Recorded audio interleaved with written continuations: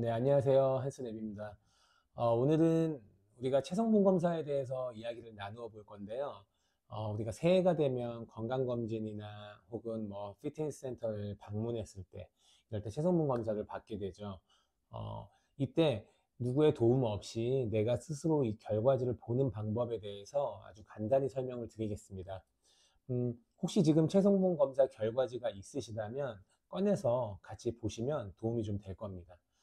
우선 체성분 검사지를 보시면 가장 눈에 띄는 게 체중이시죠. 네, 체중을 보면 체중을 구성하고 있는 성분이 크게 두 가지로 이렇게 나와 있을 겁니다.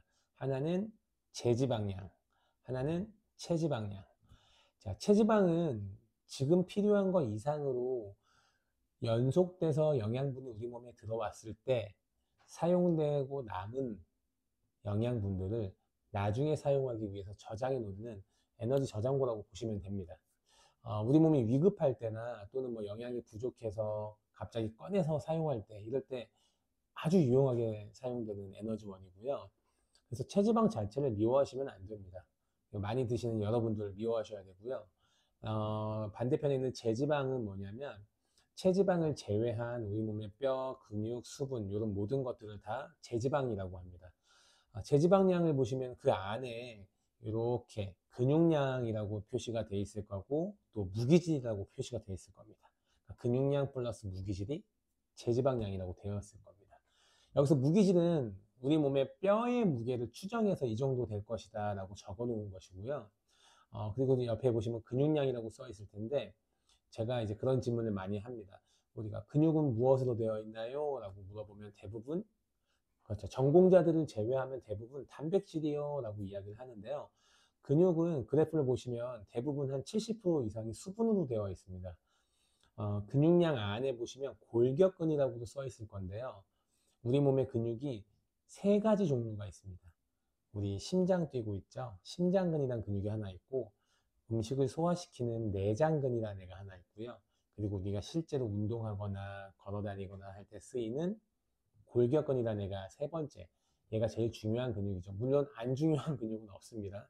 골격근이라고 아마 거기에 나와 있을 건데요. 왜 골격근만 거기다 표시를 해놨을까요? 우리가 운동을 통해서 바꿀 수 있는 근육은 골격근 하나밖에 없습니다. 그리고 또 BMR이라고 들어보셨죠? 기초대사량이라고 하는데요.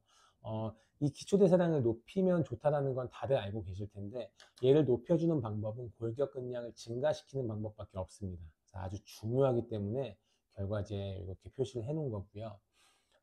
그리고 또 우리가 체성분 검사지 한쪽을 보시면 나이와 키와 체중 등을 고려해서 한쪽에 이 위에 적정 범위 혹은 뭐 표준 범위라고 해서 이렇게 나타내 놓은 게 있을 겁니다. 꼭 점수표처럼요.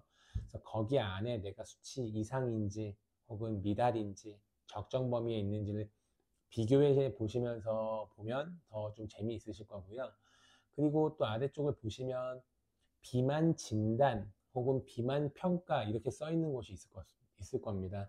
그곳에 보면은 이제 BMI, 체지방률, WHI 뭐 이렇게 써 있을 거예요.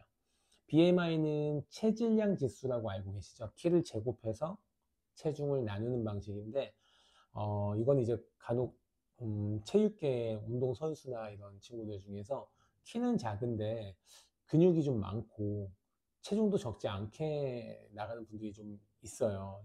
이분들이 분명 비만이 아니지만 비만이라고 나올 때가 있습니다. 그래서 좀 참고해 놓으시면 좋으실 것 같고요. 저희는 그래서 좀 체지방률을 가지고 비만인지 아닌지를 보고 있습니다. 체지방률은 아주 간단합니다. 내 체중에서 체지방이 몇 퍼센트를 차지하느냐. 예를 들어 체지방률이 30%다. 그러면 3분의 1이 체지방이다. 이렇게 알고 계시면 되겠죠. 체지방률 같은 경우는 남성분들은 15에서 20%, 여성분들은 20에서 25%를 적정 범위로 보고 있습니다. 그리고 WHR이라고 써 있을 건데요. 걔는 복부 비만율이라고 해서 허리와 엉덩이의 비율을 가지고 보는 건데 아주 간단히 설명드리면 엉덩이의 제일 넓은 부위를 1로 봤을 때 허리가 뭐 0.85다, 0.9다 이렇게 나타내 주는 건데요. 남성분 같은 경우는 0.9, 여성분 같은 경우는 0.8 이상이면 복부 비만이다 라고 결과지에서는 이야기를 할 겁니다. 그래서 운동 전후로 변화 체크하는 정도로 알아두시면 좋을 것 같고요. 그리고 이제 아래 보시면은 아마 신체 균형. 이제 회사마다 체성분 검사 결과지가 다른데 아래에 있을 수도 있고 뭐 오른쪽에 있을 수도 있습니다. 신체 균형이라고 해서 근육량을 팔, 다리, 몸통 이렇게 해서 나누어서 무게를 이렇게 체크해 놓은 게 있을 겁니다. 저희는 개인적으로 아주 중요하게 보는 부분인데요.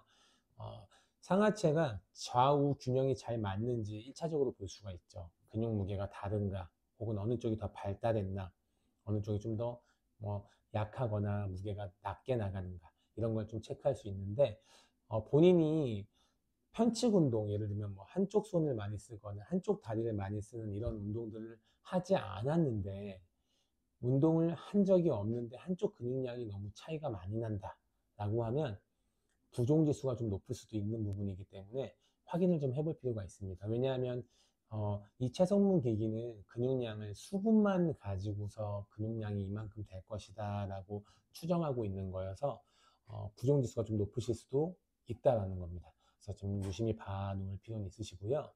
어, 체성분 검사지에서는 이 정도만 알고 계셔도 아마 본인이 보시면서 떤 기기에서 받아 보아도 아, 내가 어떻게 변했구나, 이 정도는 아마 아실 수 있을 거예요. 근데 보시면 여러 수치들이 많이 나와 있어서 숫자에다가 막 시선을 많이 뺏기게 되는데, 특별히 부종지수가 너무 높다거나 뭐 하지 않는 이상은 일일이 예민하게 그 숫자들을 보실 필요는 없습니다.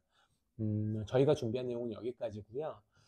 다음 시간에 더 재미난 이야기로 찾아뵙겠습니다. 감사합니다. 건강하세요.